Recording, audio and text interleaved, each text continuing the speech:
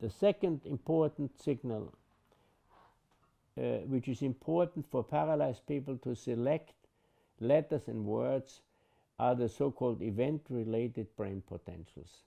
And these are very small but very reliable EEG signals which follow a particular cognitive response.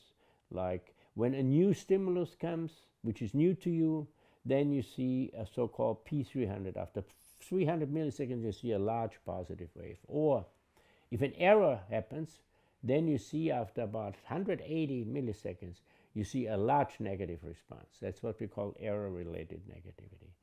If I say a wrong sentence like, I drink coffee with socks, boom, the brain makes a large negative response after 400 milliseconds.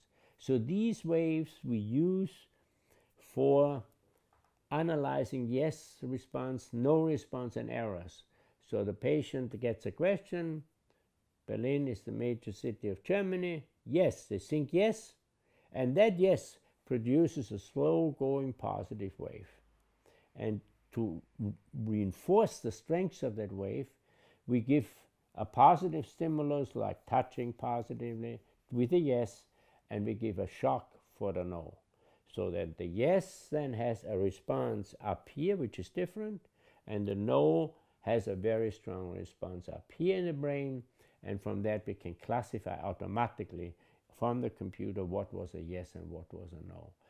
And what we found and others is that evoked responses are the best classification system because they reflect the cognitive process much more accurate than the frequencies.